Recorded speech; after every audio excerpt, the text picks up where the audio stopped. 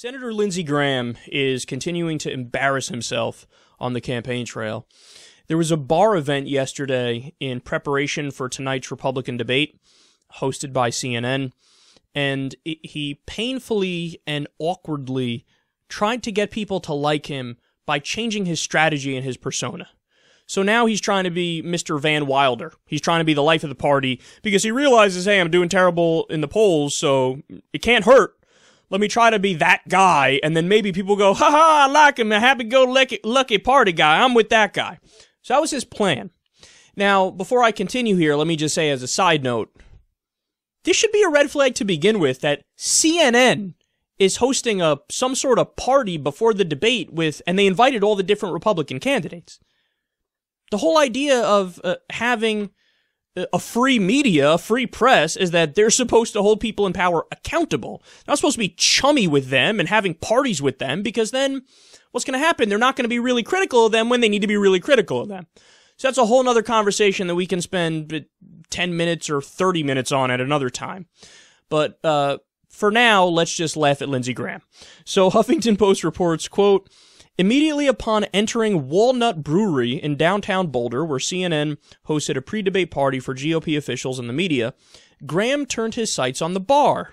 Along with CNN host Dana Bash, Graham proceeded to pour glasses of liquor and beer to excited customers who rushed forward at the chance to be served by a presidential candidate. The only problem, Graham appeared unable to correctly pour a beer. Over and over, the senator produced a glass with excessive foam. Who wants this one? Graham yelled at one point, met only by silence. Oh, that's so sad. So you guys know the deal. You pour a beer a certain way, you get way too much foam, you gotta tip the glass and pour it slowly, and you know the deal. I'm sure bartenders out there are saying, really, dude, Lindsey, you didn't know that? What's wrong with you? But he kept doing it. All right, who wants this beer? I'm crazy. I'm wacky. Aren't I? Vote for me, please. People are like, yeah, no, I don't want that beer. I'll take a different beer. I won't take that beer. So they continue here, and they say, he took it in stride, however, jovially playing the star behind the bar. Quote, I don't drink very well, as you can tell from the bar, he said at one point. Reflecting on his campaign, he noted his low position in the polls. We're at 2%. I think we're peaking too soon. We're going to have to cut back on our spending, Graham cracked. Oh, stop, Lindsey. He's joking around behind the bar. He's like, I'm cool, right? I'm at 2%. I don't want to peak too early. Who wants this drink? It's all foam. Who wants it? Oh, Lindsey, stop. Now, you ready for the world's most devastating fact check? He's not at 2%. He's at 1%. When I read the article, I said, no, I don't even think that's true. I smelled the bullshit. I went to Real Clear Politics. There's one poll that has him at 2%, to be fair. That's the highest one. But then when you average out all the others, there's more of him at 0, and I guess 1 or 2 of him at 1%. The average of his polls is 1%. God, when you have to embellish to get to 2%, you know your campaign isn't going well. All right, they continue here. A game of date, marry, or disappear forever followed next. Now, this is really fuck, marry, or kill. That's the real game, but they had to sanitize it because, oh, wacky Lindsey Graham at CNN. Oh, gotta keep it PG. So, a game of date, marry, or disappear forever followed next. Asked which of these people, Hillary Clinton, Sarah Palin, or Carly Fiorina, he would date, marry, or disappear forever, Graham initially resisted, joking that he didn't know we were going to do the Mormon thing here. You get it? Because it's multiple women, not just one. He believes in one man, one woman. He's not gay. What? Oh, did I say that out loud?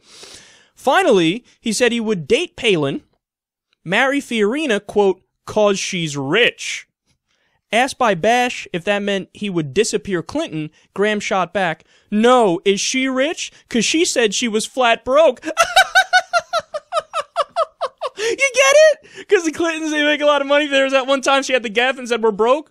So, oh, got him, Lindsey. Maybe you'll move up to 1.8%. Lindsey, stop. Stop. The entire time I'm reading this, I'm cringing. I'm cringing. And you know why it gets under my skin so much? Because Lindsey Graham is the antithesis of Bernie Sanders. Bernie Sanders is a guy who cares deeply about the policy substance and the American people, and he actually wants to do the thing that Trump always said, oh, make the country great again. No, he actually wants to do that. As evidenced by everything he's ever said, all of his policy positions, how passionate he is, and the list goes on and on. Lindsey Graham is a guy who's, oh my God, he's just in it for narcissism, and he's in it because he wants more power, and he's willing to try anything to get to that goal. And look, Hillary Clinton does this a lot too, unfortunately, where she's so obsessed with power. There's a story in the news a few days ago about how Hillary, over time, started to change the rhetoric of what happened in the debate, and she's implying that Bernie Sanders is sexist. Because Bernie Sanders said something like, we shouldn't, I mean, what are we going to do? Just yell about gun policy? We need to care about solutions, and the solutions are X, Y, and Z. And she changed that over time to, you know, some people say that women shouldn't shout, women shouldn't yell, and she's referencing that part of the debate, trying to make it seem like he's sexist, imply that he's sexist. I mean, those are the tactics of narcissistic psychopaths who only care about more power and getting it into control by any means necessary. So it's not about the issues, it's not about the substance, it's not about the people, it's not about the ideas, it's not about the concepts, it's about, what do I need to do to win? Tell me what I need to do to win, because I'm not viewing this as trying to be the best and do good for America. I'm just viewing this as, I want to win, I want to win. So no matter what fucking disgusting mud-flinging tactics, I'm going to do them. Hillary Clinton does it like that, and then you have Lindsey Graham who's like, well, I'm clearly way too boring. Nobody's interested in me. So, I don't know. I'll try to be Van Wilder. Who wants a beer? Fuck, marry, or kill. That's not the Mormon game to play. And here's the final point to this that I wanted to throw out there. I guarantee you that every single thing was planted. Like when they say, when they want to play date, marry, or disappear, fuck, marry, or kill, I guarantee you his campaign was working with the crowd and working with CNN. And they're like, okay, we're going to plant the question of fuck, marry, or kill, and then he's going to answer it, and then he'll make the headlines, and there'll be articles about him because he's so wacky, and he's like Van Wilder, and he drinks. There's another part where they describe he took a shot with one of the camera guys or something. He was, one of the guys was like, hey, you want to have one of those shots? He's like, yeah, sure, let's do it. We'll just make people vote for me. Oh, shot, I'm crazy. Oh, vote for me. You're so sad. You're so sad. We all see right through you.